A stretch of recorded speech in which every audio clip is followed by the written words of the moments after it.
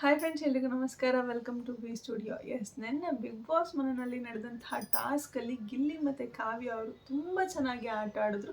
Just Gilli ಮತ್ತು ಕಾವ್ಯ ಅವರು ಅಲ್ಲ, ಮಾಡು ಮತ್ತು ರಕ್ಷಿತಾ ಶೆಟ್ಟಿ ಅವರು ಕೂಡ ಸಿಕ್ಕಾಪಟ್ಟೆ ಚೆನ್ನಾಗಿ ಆಟನ ಆಡಿರ್ತಾರೆ. ಆ್ಯಂಡ್ ಇವರಿಬ್ಬರ ಮಧ್ಯೆ ಕೂಡ ಟೈ ಆಗಿರುತ್ತೆ. ಒಂದು ಫಸ್ಟ್ ಪ್ಲೇಸ್ಗೋಸ್ಕರ ಇಬ್ಬರ ಹತ್ರನೂ 3-3 ಬಾಲ್ಸ್ ಇರುತ್ತೆ. ಸೊ ಬಿಗ್ ಬಾಸ್ ಅವರು ಅಲ್ಲಿ ಬೇರೆ ಕಂಟೆಸ್ಟೆಂಟ್ಗಳಿಗೆ ಒಂದು ಅವಕಾಶನ ಕೊಡ್ತಾರೆ. ನಿಮ್ಮ ಹತ್ರ ಇರುವಂತಹ ಬಾಲ್ಸನ್ನು ಯಾರಿಗೆ ಕೊಡ್ತೀರಾ ಅವರು ಈ ಒಂದು ಟಾಸ್ಕ್ನ ವಿನ್ನರ್ ಆಗ್ತಾರೆ ಅಂತ ಹೇಳಿ ಬಿಗ್ ಬಾಸ್ ಅವರು ಒಂದು ಅನೌನ್ಸ್ಮೆಂಟನ್ನು ಮಾಡ್ತಾರೆ. ಆಗ ಅಲ್ಲಿದ್ದಂತಹ ಅಷ್ಟೂ ಜನ ಕಂಟೆಸ್ಟೆಂಟ್ಗಳು ಸಹ ಗಿಲ್ಲಿಗೆ ಒಂದು ಬಾಲನ್ನು ಸಹ ಕೊಡೋದಿಲ್ಲ. ಗಿಲ್ಲಿ ಟೀಮ್ಗೆ ಎಲ್ಲ ತಗೊಂಡೋಗಿ ಮಾಡು ಮತ್ತು ರಕ್ಷಿತಾ ಅವರ ಟೀಮ್ಗೆ ಕೊಡ್ತಾರೆ. ಸೊ ರಕ್ಷಿತಾ ಅವರು ಈ ಒಂದು ಟಾಸ್ಕ್ನ ವಿನ್ನರ್ ಆಗಿರ್ತಾರೆ. ಸೊ ನನ್ಗನ್ಸಿದ್ದು ಏನು ಅಂತಂದರೆ, ಲೈಕ್ ಬಿಗ್ ಬಾಸ್ ಈ ರೀತಿ ಮಾಡಬಹುದು. ಇಲ್ಲಿ ಒಂಥರ ಫೇವರಿಸಮ್ ಆಯಿತು ಅಂತಲೇ ಹೇಳ್ಬೋದು. ಅಲ್ಲಿದ್ದಂತಹ ಕಂಟೆಸ್ಟೆಂಟ್ಗಳಿಗೆ ಸಾಕಷ್ಟು ಜನಕ್ಕೆ ಕಾವ್ಯ ಕಂಡ್ರೆ ಆಗೋದಿಲ್ಲ, ಸಾಕಷ್ಟು ಜನಕ್ಕೆ ಗಿಲ್ಲಿ ಕಂಡ್ರೆ ಆಗೋದಿಲ್ಲ. ಸೊ ಈ ಒಂದು ಕಾರಣಕ್ಕಾಗಿನೇ ಆ ಒಂದು ಗ್ರಡ್ಜನ್ನು ಇಟ್ಕೊಂಡೇನೆ ಅವರು ಬಾಲ್ಸನ್ನು ತೊಗೊಂಡೋಗಿ ಮಾಡು ಮತ್ತು ರಕ್ಷಿತಾ ಕೈಯಲ್ಲಿ ಕೊಟ್ಟಿರ್ತಾರೆ. ಸೊ ಇಲ್ಲಿ ಗಿಲ್ಲಿ ಮತ್ತು ಕಾವ್ಯಗೆ ಅನ್ಯಾಯ ಆಯಿತು ಅಂತಲೇ ಹೇಳ್ಬೋದು. ಈ ಟೈ ಬ್ರೇಕಪ್ನ ಬ್ರೇಕ್ ಮಾಡೋದಕ್ಕೆ ಬಿಗ್ ಬಾಸ್ ಅವರು ಇನ್ನೊಂದು ಮ್ಯಾಚನ್ನು ಇವರಿಬ್ಬರಿಗೆ ಕೊಟ್ಟು ಆಡಿಸ್ಬೋದಾಗಿತ್ತು. ಲೈಕ್ ಲಾಸ್ಟ್ ಒಂದು ಮ್ಯಾಚನ್ನು ಆಡಿಸಿ ಯಾರು ಜಾಸ್ತಿ ಬಾಲ್ಸನ್ನು ಕಲೆಕ್ಟ್ ಮಾಡ್ಕೊಂಡ್ಬರ್ತಾರೆ ಅವ್ರು ಈ ಒಂದು ಟಾಸ್ಕ್ನ ವಿನ್ ಆಗಿದ್ದಾರೆ ಅಂತ ಹೇಳಿ ಅನೌನ್ಸ್ ಮಾಡ್ಬೋದಾಗಿತ್ತು. ಬಟ್ ಅಲ್ಲಿ ಬಿಗ್ ಬಾಸ್ ಅವರು ಕಂಟೆಸ್ಟೆಂಟ್ಗಳ ಕೈಗೆ ಅಧಿಕಾರ ಕೊಡ್ತಾರೆ. ಅಧಿಕಾರನ ಅವ್ರು ದುರುಪಯೋಗ ಪಡಿಸ್ಕೊಂಡ್ರು ಅಂತಲೇ ಹೇಳ್ಬೋದು. ರಾಶಿಕಾ ಸೂರಜ್ಗಂತೂ ಗಿಲ್ಲಿ ಕಾವ್ಯನ್ ಕಂಡ್ರೆ ಆಗೋದೇ ಇಲ್ಲ. ಆ್ಯಂಡ್ ರಕ್ಷಿತಾ ಮಾಡೋರ್ಗಂತೂ ಆಗೋದೇ ಇಲ್ಲ. ಈ ನಡುವೆ Rakshita out of the task ಆಗಿರ್ಬೋದು, ಔಟ್ ಆಫ್ ದ ಆಕ್ಟಿವಿಟೀಸ್ ಆಗಿರ್ಬೋದು, ಔಟ್ ಆಫ್ ದ ನಾಮಿನೇಷನ್ ಆಗಿರ್ಬೋದು, ಎಲ್ಲ ಟೈಮಲ್ಲೂ ಬಂದು ಗಿಲ್ಲಿ ಜೊತೆನೇ ಇರ್ತಾಳೆ. ಬಟ್ ಗಿಲ್ಲಿಗೆ ಬ್ಯಾಕ್ ಸ್ಟಾಪಿಂಗ್ ಅನ್ನೋದನ್ನ ಮಾಡ್ತಾ ಇರ್ತಾಳೆ ಪದೇ ಪದೇ. ಸೊ ಈ ರೀತಿ ಕಂಟೆಸ್ಟೆಂಟ್ಗಳು ಗಿಲ್ಲಿನ ಮತ್ತು ಕಾವ್ಯ ಬಗ್ಗೆ ತುಂಬ ಹೊಟ್ಟೆ ಕಿಚ್ಚು ಪಟ್ಕೊಂಡು ಇರಬೇಕಾದ್ರೆ ಕಂಟೆಸ್ಟೆಂಟ್ಗಳ ಕೈಗೆ ಈ ಅಧಿಕಾರ ಕೊಟ್ಟಾಗ ಏನಾಗುತ್ತೆ ಹೇಳಿ.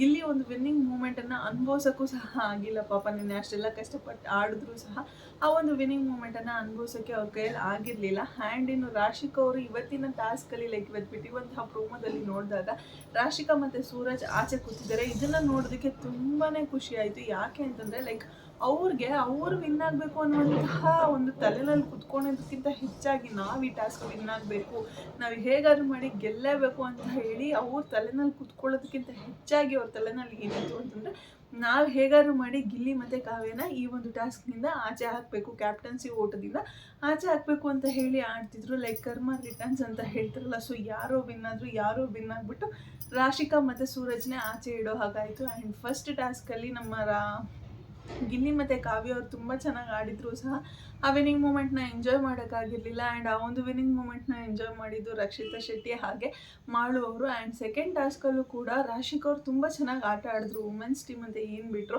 ಆವಾಗ ರಾಶಿಕಾ ಅವ್ರು ತುಂಬ ಚೆನ್ನಾಗಿ ಆಟ ಆಡ್ತಾರೆ. ಬಟ್ ಸೂರಜ್ ಅವರು ಒಂದು ಪಾಯಿಂಟನ್ನು ತರೋದಿಲ್ಲ. ಸೊ ಸೂರಜ್ ಕಡೆಯಿಂದ ತುಂಬಾ ತಪ್ಪುಗಳ ನಡೆಯುತ್ತೆ. ಸೊ ಅದಕ್ಕೋಸ್ಕರ ಧನುಷ್ ಅವರು ಆ ಒಂದು ಟಾಸ್ಕಲ್ಲಿ ಸೂರಜ್ ಅವ್ರು ಹಿಡ್ದಂತಹ ರಿಂಗ್ಗಳನ್ನ ಯಾವುದನ್ನು ಸಹ ಕನ್ಸಿಡರ್ ಮಾಡಿರೋದಿಲ್ಲ. ಸೊ ಅದಕ್ಕೋಸ್ಕರ ಆ ಒಂದು ಗೇಮಲ್ಲೂ ಸಹ ರಾಶಿಕಾ ಸೋಲ್ಬೇಕಾಗುತ್ತೆ. ರಾಶಿಕಾ ಸೋತಿದ್ದ ಆದಮೇಲೆ ಆ ಒಂದು ಟಾಸ್ಕ್ನ ಗೆಲ್ಲೋದು ಅಲ್ಲಿ ರಘು ಮತ್ತು ಅಶ್ವಿನಿ ಗೌಡ ಅವರು. ರಘು ಅವರು ತುಂಬ ಚೆನ್ನಾಗಿ ಆಟನ ಆಡಿ ಒಂದು ಟಾಸ್ಕನ್ನು ಗೆದ್ಸ್ಕೊಳ್ತಾರೆ. ಆ್ಯಂಡ್ ಅಶ್ವಿನಿ ಅವರು ಅದಕ್ಕೆ ತಕ್ಕ ಹಾಗೆ ಆಡಿರ್ತಾರೆ. ಹುಡುಗಿರ ಜೊತೆ ಆಡಬೇಕಾದಾಗೂ ಸಹ ತುಂಬ ಚೆನ್ನಾಗಿ ಗೇಮನ್ನು ಆಡಿರ್ತಾರೆ. ಸೊ ಇವರು ಗೇಮನ್ನು ಆಡಿ ವಿನ್ ಆಗಿ ರಾಶಿಕಾ ಮತ್ತು ಸೂರಜ್ ಅವ್ರನ್ನ ಆಚೆ ಇಟ್ಟಿದ್ದಾರೆ. ಆ್ಯಂಡ್ ಇವತ್ತು ಬಿಟ್ಟಿರುವಂತಹ ಪ್ರೋಮೋದಲ್ಲಿ ಗಿಲ್ಲಿ ಆಗಿರ್ಬೋದು, ಸ್ಪಂದನ ಆಡ್ತಿಲ್ಲ. ಸ್ಪಂದನ ಕಾಲ್ಗೆ ಇಂಜುರಿ ಆಗಿರೋದ್ರಿಂದ ಅಭಿಷೇಕ್ ಅವ್ರ ಜೊತೆ ಚೈತ್ರ ಕುಂದಾಪುರ ಅವರು ಆಡ್ತಿದ್ದಾರೆ. ಆ್ಯಂಡ್ ರಘು ಮತ್ತು ಅಶ್ವಿನಿ ಅವರಾಗಿರ್ಬೋದು, ಮಾಡು ಮತ್ತು ರಕ್ಷಿತಾ ಅವರಾಗಿರ್ಬೋದು ಟಾಸ್ಕ್ನ ತುಂಬ ಸೀರಿಯಸ್ ಆಗಿ ತೊಗೊಂಡು ಆಡ್ತಿದ್ದಾರೆ ಅಂತ ಗೊತ್ತಾಗ್ತಿದೆ ಬಿಟ್ಟಿರುವಂತಹ ಪ್ರೋಮೋ ನೋಡ್ತಿದ್ರೆ. ಸೊ ಇಲ್ಲಿ ರಾಶಿಕಾ ಮತ್ತು ಸೂರಜ್ ಅವ್ರು ಆಡದೇ ಇರೋದು ಎಷ್ಟು ಜನಕ್ಕೆ ಖುಷಿ ಆಯಿತು. ನಂಗಂತೂ ಸಿಕ್ಕಾಪಟ್ಟೆ ಖುಷಿ ಆಯಿತು. ಯಾಕೆ ಅಂದರೆ, ನಾನು ಅವಾಗಲೇ ಹೇಳ್ದಂಗೆ, ಲೈಕ್ ಇವ್ರು ಗೆಲ್ಲಬೇಕು, ಇವ್ರು ಕ್ಯಾಪ್ಟನ್ ಆಗಬೇಕು ಅನ್ನುವಂತಹ ಆಸೆಗಿಂತ ಹೆಚ್ಚಾಗಿ ಗಿಲ್ಲಿನ ಸೋಲಿಸ್ಬೇಕು, ಕಾವ್ಯನ ಸೋಲಿಸ್ಬೇಕು ಅನ್ನೋದೇ ತುಂಬ ಇತ್ತು ಅಂತ ಹೇಳ್ಬೋದು. ಆ್ಯಂಡ್ ಕಾವ್ಯ ಮತ್ತು ಗಿಲ್ಲಿ ಲೈಕ್ ನಾವಿಬ್ಬರು ವಿನ್ ಆಗಲೇಬೇಕು ಅನ್ನೋ ರೀತಿ ಆಡ್ತಿದ್ರೆ ಹೊರತು ಯಾರನ್ನು ನಾವು ಆಚೆ ಇಡಬೇಕು ಅಂತ ಹೇಳಿ ಡಿಸ್ಕಸ್ ಮಾಡ್ಕೊಂಡು ಅವ್ರು ಆಡ್ತಿರ್ಲಿಲ್ಲ.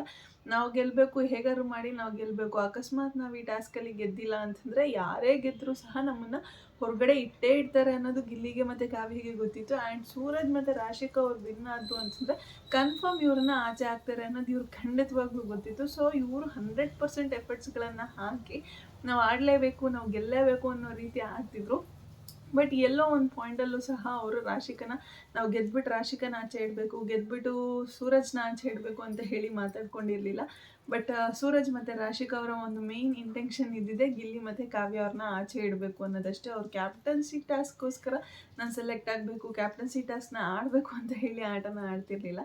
ಆ್ಯಂಡ್ ಈ ರಾಶಿಕಾ ಒಂಥರ ಪರ್ಸ್ನಲ್ ಆಗಿ ಗ್ರಜ್ಜಸನ್ನು ಸಾಧಿಸ್ತಿದ್ದಾಳೆ ಅಂತ ಅನ್ನಿಸ್ತಿದೆ. ಇವಳು ಅಷ್ಟೆಲ್ಲ ಸೂರಜ್ ಜೊತೆ ಇದ್ದರೂ ಕೂಡ ಸೂರಜ್ ಹತ್ರ ಹೇಳ್ತಿರ್ತಾರೆ ಬೇರೆಯವ್ರ ಬಗ್ಗೆ ಮಾತಾಡೋಕೆ ಮುಂಚೆ ಟಾಪ್ ಟು ಬಾಟಮ್ ಅವ್ರು ಸರಿ ಇದ್ದಾರ ಅಂತ ನೋಡ್ಕೋಬೇಕು ಅಂತ ಹೇಳ್ತಿರ್ತಾಳೆ. ಬಟ್ ಇವಳೇ ನೆಟ್ಟಿಗಿಲ್ಲ, ಇವಳೇ ಸೂರಜ್ ಜೊತೆ 3 ಹೊತ್ತು ಕುತ್ಕೊಂಡು ತಿರುಗ್ತಾ ಇರ್ತಾಳೆ. ಆ ಕಡೆ ಹೋಗಿ ಗಿಲ್ಲಿಯವ್ರ ಬಗ್ಗೆ ಮಾತಾಡ್ತಾರೆ. ಅಟ್ಲೀಸ್ಟ್ ಗಿಲ್ಲಿ ಮತ್ತು ಕಾವ್ಯ ಬೇರೆ ಕಂಟೆಸ್ಟೆಂಟ್ಗಳ ಜೊತೆ ಅಟ್ಲೀಸ್ಟ್ ಮಾತಾಡಿಕೊಂಡು ಅವ್ರ ಜೊತೆ ಟೈಮ್ ಸ್ಪೆಂಡ್ ಆದರೂ ಮಾಡ್ತಿದ್ದಾರೆ. ಈ ರಾಶಿಕಾ ಏನು ಮಾಡ್ತಿಲ್ಲ, ಬೇರೆ ಕಂಟೆಸ್ಟೆಂಟ್ಗಳ ಜೊತೆ ಕಾಣಿಸ್ಕೊತಿಲ್ಲ, ಕಾಣಿಸ್ಕೊಂಡ್ರೆ ಸೂರಜ್ ಜೊತೆ ಕಾಣಿಸ್ಕೊಳ್ತಾಳೆ. ಆ್ಯಂಡ್ ಆ ಒಂದು ಕ್ರಿಂಜ್ ಲವ್ ಸ್ಟೋರಿಯಿಂದ ಆ ಒಂದು ಕಾನ್ಸೆಪ್ಟಿಂದ ಕಾಣಿಸ್ಕೊತಿದ್ದಾಳೆ ಹೊರತು ಬೇರೆ ಇನ್ಯಾವ ಟಾಪಿಕ್ಕು ಇಲ್ಲ ಅವಳ ಬಾಯಲ್ಲಿ. ಕ್ರಿಂಜ್ ಲವ್ ಸ್ಟೋರಿ ಮಾಡಬೇಕಾದ್ರೆ ಕಾಣಿಸ್ಕೊತಾಳೆ, ಇಲ್ಲ ಅಂದರೆ ಗಿಲ್ಲಿ ಬಗ್ಗೆ ಅಥವಾ ಕಾವ್ಯ ಬಗ್ಗೆ ಮಾತಾಡ್ಬೇಕಾದ್ರೆ ಕಾಣಿಸ್ಕೊತಾಳೆ. ಅಷ್ಟನ್ನು ಬಿಟ್ಟರೆ ಬೇರೆ ಎಲ್ಲೂ ಸಹ ಕಾಣಿಸ್ಕೊತಿಲ್ಲ. ಆ್ಯಂಡ್ ಇನ್ನು ಟಾಸ್ಕ್ನ ಚೆನ್ನಾಗಿ ಆಡ್ತೀನಿ ಅಂತ ಹೇಳ್ತಾಳೆ. ಅಫ್ಕೋರ್ಸ್ ಇವಳು ಟಾಸ್ಕ್ನ ಚೆನ್ನಾಗಿ ಆಡ್ತಾಳೆ, ಚೆನ್ನಾಗಿ ಆಡಲ್ಲ ಅಂತ ಹೇಳಿ ಯಾರೂ ಹೇಳಿಲ್ಲ ಇಲ್ಲಿ. ಅಫ್ಕೋರ್ಸ್ ಟಾಸ್ಕ್ನ ಚೆನ್ನಾಗಿ ಆಡ್ತಾಳೆ. ಬಟ್ ಟಾಸ್ಕ್ ಮಾತ್ರ ಬಿಗ್ ಬಾಸ್ ಮನೆಯಲ್ಲಿ ವಿನ್ ಆಗೋದಕ್ಕೆ, ಬಿಗ್ ಬಾಸ್ ಮನೆಯಲ್ಲಿ ಸರ್ವೈವ್ ಆಗೋದಕ್ಕೆ ಟಾಸ್ಕ್ ಮಾತ್ರ ಕನ್ಸಿಡರ್ ಆಗುತ್ತೆ ಅಂತ ಇವಳಿಗೆ ಯಾರು ಹೇಳಿದ್ರೋ ಗೊತ್ತಿಲ್ಲ. ಟಾಸ್ಕ್ ಒಂದು ಆಡೋಣ, ಟಾಸ್ಕ್ ಆಡ್ಬಿಟ್ಟು ಸೂರಜ್ ಜೊತೆ ಇರೋಣ, ಟಾಸ್ಕ್ ಆಡೋಣ, ಸೂರಜ್ ಜೊತೆ ಒಂದು ಕ್ರಿಂಜ್ ಲವ್ ಸ್ಟೋರಿ ಕಂಟೆಂಟ್ ಕೊಡೋಣ, ಇಷ್ಟನ್ನು ಬಿಟ್ಟರೆ ಅವಳಿಗೆ ಏನೂ ಸಹ ಮಾಡ್ತಿಲ್ಲ. ಆ್ಯಂಡ್ ಬೇರೆಯವ್ರಿಗೆ ಹೇಳ್ತಾಳೆ ಟಾಪ್ ಟು ಬಾಟಮ್ ನೋಡ್ಕೊಳ್ಳಿ ಅಂತ. ಫಸ್ಟ್ ನಿನ್ನನ್ನು ಟಾಪ್ ಟು ಬಾಟಮ್ ಮೇಲಿಂದ ಕೆಳಗಡೆ ಕರೆಕ್ಟಾಗಿ ನೋಡ್ಕೊ ಅಂತ ಹೇಳೋಕ್ಕೆ ಇಷ್ಟಪಡ್ತೀನಿ. ಆ್ಯಂಡ್ ಇನ್ನು ರಘು ಮತ್ತು ಅಶ್ವಿನಿ ಅವ್ರು ಆಡಿದಂತಹ ಆಟ ಎಷ್ಟು ಚೆನ್ನಾಗಿತ್ತು ನೋಡೋದಕ್ಕೆ. ರಘು ಅವ್ರು ಸಿಕ್ಕಾಪಟ್ಟೆ ಎಫರ್ಟ್ಸ್ಗಳನ್ನು ಹಾಕಿ ತುಂಬ ಚೆನ್ನಾಗಿ ಆಟ ಆಡಿದ್ರು ಅಂತ ಅನ್ನಿಸ್ತು. ಆ್ಯಂಡ್ ರಘು ಅವ್ರಿಗೆ ಏನಾಗೋಯ್ತು ಅಂತಂದರೆ ಆ ಒಂದು ಹೈಟ್ ಅಡ್ವಾಂಟೇಜ್ ತುಂಬಾ ಆಯಿತು ರಘು ಅವ್ರಿಗೆ. ಆ್ಯಂಡ್ ಗರ್ಲ್ಸ್ ಟೀಮಲ್ಲಿ ಆಡಬೇಕಾದ್ರೂ ಅಷ್ಟೇ ರಾಶಿಕಾ ಅವ್ರು ತುಂಬಾ ಹೈಟ್ ಇರೋದ್ರಿಂದ ಆ ಒಂದು ಅಡ್ವಾಂಟೇಜು ರಾಶಿಕಾ ಅವ್ರಿಗೆ ಸಿಕ್ತು. ಆ್ಯಂಡ್ ಬಾಯ್ಸ್ ಟೀಮಲ್ಲಿ ರಘು ಅವ್ರು ತುಂಬ ಹೈಟ್ ಇದ್ದಿದ್ದರಿಂದ ಆ ಒಂದು ಅಡ್ವಾಂಟೇಜ್ ರಘು ಅವ್ರಿಗೆ ಸಿಕ್ತು. ಬೇರೆಯವ್ರ ಕೈ ಎತ್ತೋದಕ್ಕಿಂತ ಮುಂಚೆ 1 ಸೆಕೆಂಡ್ ಮುಂಚೆ ಎತ್ತಿದ್ರು ಅಂತಂದ್ರೂ ಸಹ ಅವ್ರ ಕೈ ಇಲ್ಲಿದ್ದು ಬೇರೆ ಕಂಟೆಸ್ಟೆಂಟ್ಗಳ ಕೈ ಇಲ್ಲಿದ್ದಾಗ ಆ ಒಂದು ರಿಂಗ್ ಫಸ್ಟ್ ಕೈಗೆ ಬರೋದು ರಘು ಅವ್ರಿಗೆ ಆಗಿರುತ್ತಲ್ವ. ಸೊ ಈ ಒಂದು ಕಾರಣಕ್ಕಾಗಿ ರಘು ಅವ್ರಿಗೆ ಸಾಕಷ್ಟು ರಿಂಗ್ಗಳು ಸಿಕ್ತು. ಆ್ಯಂಡ್ ಬೇರೆ ಕಂಟೆಸ್ಟೆಂಟ್ಗಳಿಗೆ ಅಷ್ಟೊಂದು ರಿಂಗ್ಸ್ ಸಿಗಲಿಲ್ಲ. ಬಟ್ ಅಫ್ಕೋರ್ಸ್ ಎಫರ್ಟ್ಸನ್ನು ರಘು ಅವರು ಕೂಡ ಹಾಕಿದ್ರು, ಅಶ್ವಿನಿ ಅವರು ಕೂಡ ಹಾಕಿದ್ರು. ಆ್ಯಂಡ್ ಈ ಒಂದು ಜೋಡಿ ಆಡೋದನ್ನು ನೋಡೋದಕ್ಕೆ ಸಾಕಷ್ಟು ಜನ ಕಾಯ್ತಾ ಇದ್ರು, ಅಶ್ವಿನಿ ಮತ್ತು ರಘು ಅವ್ರು ಹೇಗೆ ಆಡ್ಬೋದು ಅಂತ ಹೇಳಿ. ಬಿಗ್ ಬಾಸ್ ಮನೆಗೆ ರಘು ಅವ್ರು ಬಂದಾಗ ಲೈಟಾಗಿ ಒಂದು ಲವ್ ಸ್ಟೋರಿ ಸ್ಟಾರ್ಟ್ ಆಗಿತ್ತು ಆಚೆಗಡೆ. ಒಳಗಡೆ ಏನೋ ಹೇಗೋ ಗೊತ್ತಿಲ್ಲ ಅಶ್ವಿನಿ ಮತ್ತು ರಘು ಅವ್ರದ್ದು. ಬಟ್ ಹೊರಗಡೆ ಇವರಿಬ್ಬರ ಪೇರನ್ನು ಇಷ್ಟಪಟ್ಟು ತುಂಬ ಜನನೇ ಇರ್ತಿದ್ರು. ಸೊ ಅದಕ್ಕೋಸ್ಕರ ಇಲ್ಲೂ ಸಹ ಆ ಪೇರ್ನ ನೋಡೋದಕ್ಕೆ ಕಾಯ್ತಾ ಇದ್ರು. ಅದೇ ರೀತಿ ರಘು ಮತ್ತು ಅಶ್ವಿನಿ ಅವರು ಪೇರಾಗಿ ಆಟನ ತುಂಬ ಚೆನ್ನಾಗಿ ಆಟ ಆಡ್ತಿದ್ದಾರೆ. ಆ್ಯಂಡ್ ಒಂಥರ ಮೆಚ್ಯೂರ್ಡ್ ಕ್ಯಾರೆಕ್ಟರ್ಸ್ ಇಬ್ಬರದೂ ಸಹ. ಅಶ್ವಿನಿ ಅವ್ರ ಮೆಚ್ಯೂರ್ಡ್ ಕ್ಯಾರೆಕ್ಟರ್ ಇದ್ದರೂ ಸಹ ಇಷ್ಟು ವಾರಗಳು ಅವರು ಆ ಒಂದು ಮೆಚ್ಯೂರಿಟಿ ತೋರಿಸೋದಕ್ಕಿಂತ ಹೆಚ್ಚಾಗಿ ಒಂಥರ ದಪ್ಪನ ತೋರಿಸ್ತಿದ್ರು. ಬಟ್ ಇವಾಗ ಕಾಮ್ ಆ್ಯಂಡ್ ಕಂಪೋಸ್ಡ್ ಆಗಿ ಒಂದು ಮೆಚ್ಯೂರ್ಡ್ ವುಮೆನ್ ಥರ ನಡ್ಕೋತಿದ್ದಾರೆ. ಅದೇ ರೀತಿ ನಮ್ಮ ರಘು ಅವ್ರು ಬಂದಾಗಲಿಂದನೂ ಸಹ ಮೆಚ್ಯೂರ್ಡ್ ಪರ್ಸನ್ ಥರನೇ ನಡ್ಕೋತಿದ್ದಾರೆ, ಡಿಸೆಂಟ್ ಪರ್ಸನ್ ಅನ್ನೋ ಥರನೇ ನಡ್ಕೋತಿದ್ದಾರೆ. ಸೊ ಇವರಿಬ್ಬರ ಕಾಂಬಿನೇಷನ್ ತುಂಬ ಚೆನ್ನಾಗಿ ವರ್ಕ್ ಆಗ್ತಿದೆ ಅಂತ ಹೇಳ್ಬೋದು. ಆ್ಯಂಡ್ ಇವತ್ತು ಕೊಟ್ಟಿರುವಂತಹ ಟಾಸ್ಕಲ್ಲಿ ಗಿಲ್ಲಿ ಮತ್ತು ಕಾವ್ಯ ಅವರು ಹೊರಗಡೆ ಉಳಿತಾರೆ ಅಂತ ನಂಗೆ ಅನಿಸ್ತಿದೆ. ಕ್ಯಾಪ್ಟನ್ಸಿ ಟಾಸ್ಕ್ಗೆ ಹೋಗ್ತಾರೆ ಅಂತ ಅನ್ನಿಸ್ತಿಲ್ಲ. ಯಾಕಂದರೆ ಪ್ರೋಮೋನ ನೀಟಾಗಿ ಅಬ್ಸರ್ವ್ ಮಾಡಿದಾಗ ಅಲ್ಲಿ ಯಾರ್ಯಾರ ಟೀಮಲ್ಲಿ ಎಷ್ಟು ಬಾಲ್ಸ್ ಇದೆ ಅನ್ನೋದನ್ನು ಸಹ ತೋರಿಸ್ತಿರ್ತಾರೆ. ಇನ್ನೂ ಗೇಮ್ ಆನಲ್ಲೇ ಇರುತ್ತೆ. ಯಾರ್ಯಾರ ಟೀಮಲ್ಲಿ ಎಷ್ಟು ಬಾಲ್ಸ್ ಇದೆ ಅಂತ ತೋರಿಸಿದಾಗ ಜಾಸ್ತಿ ಬಾಲ್ಸು ಅಭಿ ಮತ್ತು ಚೈತ್ರ ಕುಂದಾಪುರ ಅವರು ಒಂದು ಇದರಲ್ಲಿರುತ್ತೆ. ಮತ್ತು ಮಾಡು ಮತ್ತು ರಕ್ಷಿತಾ ಅವರ ಒಂದು ಬಾಕ್ಸಲ್ಲಿ ಜಾಸ್ತಿ ಬಾಲ್ಸ್ ಇರುತ್ತೆ. ಅಶ್ವಿನಿ ಮತ್ತು ರಘು ಅವರ ಒಂದು ಬಾಕ್ಸಲ್ಲೂ ಕೂಡ ಒಂದು ರೇಂಜಿಗೆ ಬಾಲ್ಸ್ ಇರುತ್ತೆ. ಬಟ್ ಗಿಲ್ಲಿ ಮತ್ತು ಕಾವ್ಯ ಅವರ ಬಾಕ್ಸಲ್ಲಿ ಜಸ್ಟ್ ಒಂದೇ ಒಂದು ಬಾಲ್ ಇತ್ತು. ಆ ಪ್ರೋಮೋನ ನೀಟಾಗಿ ಅಬ್ಸರ್ವ್ ಮಾಡಿದಾಗ ಸೊ ಗಿಲ್ಲಿ ಮತ್ತು ಕಾವ್ಯ ಅವರು ಈ ಒಂದು ಟಾಸ್ಕ್ನಿಂದ ಹೊರಗಡೆ ಉಳ್ಕೊಳ್ಳುವಂತಹ ಚಾನ್ಸಸ್ ಇದೆ. ಬಟ್ ವಿನ್ ಆಗಿಲ್ಲ ಅಂತ ಅಂದಿದ ತಕ್ಷಣ ಇವ್ರನ್ನ ಹೊರಗಡೆ ಹಾಕ್ತಾರೆ ಅಂತ ಹೇಳೋದಕ್ಕಾಗೋದಿಲ್ಲ. ಯಾಕೆ ಅಂದರೆ ಆ ಒಂದು ಟಾಸ್ಕ್ನ ವಿನ್ ಆದವರು ಯಾರನ್ನ ಹೊರಗಡೆ ಇಕ್ತಾರೆ ಅಂತ ನಾವು ವೆಯ್ಟ್ ಮಾಡಿ ನೋಡಬೇಕಾಗುತ್ತೆ. ಯಾಕಂದರೆ ಸ್ವಲ್ಪ ಟಫ್ ಕೊಡುವಂತಹ ಕಂಟೆಸ್ಟೆಂಟ್, ಟಫ್ ಗೇಮ್ ಕೊಡುವಂತಹ ಕಂಟೆಸ್ಟೆಂಟ್ಗಳನ್ನ ಹೊರಗಡೆ ಇಡುವಂಥ ಚಾನ್ಸಸ್ ಇರುತ್ತಲ್ವ. ಸೊ ಅದಕ್ಕೋಸ್ಕರ ಗಿಲ್ಲಿನ ಮತ್ತು ಕಾವ್ಯನ ಹೊರಗಡೆ ಇಡ್ತಾರೋ, ಪರ್ಸ್ನಲ್ ಗ್ರಜ್ಜಸನ್ನು ಇಟ್ಕೊಂಡು ಗಿಲ್ಲಿ ಕಾವ್ಯನ ಹೊರಗಡೆ ಇಡ್ತಾರೋ, ಅಥವಾ ಏನಾದರೂ ಒಂದು ಗೇಮ್ ಅಂತ ಬಂದಾಗ ನಾವು ನೆಕ್ಸ್ಟ್ ಗೇಮ್ ವಿನ್ ಆಗಬೇಕು, ಸೊ ಯಾರು ಟಫ್ ಇದ್ದಾರೆ ಅವ್ರನ್ನ ಆಚೆ ಹಾಕ್ಬಿಡೋಣ ಅಂತ ಹೇಳಿ ಅಭಿಷೇಕ್ ಅವ್ರನ್ನಾಗಿರ್ಬೋದು ಅಥವಾ ರಘು ಮತ್ತು ಅಶ್ವಿನಿ ಅವ್ರನ್ನಾಗಿರ್ಬೋದು ಹೊರಗಡೆ ಇಕ್ತಾರೋ ಅಂತ ನೋಡಿ ವೆಯ್ಟ್ ಮಾಡಬೇಕಾಗಿದೆ. ಸೊ ನೋಡೋಣ ಇವತ್ತಿನ ಟಾಸ್ಕ್ ಯಾರು ವಿನ್ ಆಗ್ತಾರೆ ಆ್ಯಂಡ್ ಈ ವಾರದ ಕ್ಯಾಪ್ಟನ್ ಯಾರಾಗಬೇಕು ಅಂತ ಅನಿಸುತ್ತೆ ಕಮೆಂಟ್ ಸೆಕ್ಷನಲ್ಲಿ ತಿಳಿಸಿ ಅಂತ ಹೇಳ್ತಾ ಇವತ್ತಿನ ವಿಡಿಯೋನ ಇಲ್ಲಿಗೆ ಏನು ಮಾಡ್ತಿದ್ದೀನಿ. ಯಾರಿಗೆಲ್ಲ ವಿಡಿಯೋ ಇಷ್ಟ ಆಗಿದೆ ಪ್ಲೀಸ್ ಲೈಕ್ ಮಾಡಿ, ಶೇರ್ ಮಾಡಿ, ಕಮೆಂಟ್ ಮಾಡಿ. ಹಾಗೆ ಯಾರೆಲ್ಲ ಇನ್ನು ನನ್ನ ಚಾನಲ್ಗೆ ಸಬ್ಸ್ಕ್ರೈಬ್ ಮಾಡ್ತೀರಾ ವಿಡಿಯೋನ ನೋಡಿದಿರಾ ಪ್ಲೀಸ್ ಬೇಗ ಬೇಗ ಸಬ್ಸ್ಕ್ರೈಬ್ ಮಾಡ್ಕೊಳ್ಳಿ. Thank you so much. Love you all. Take care. Bye bye.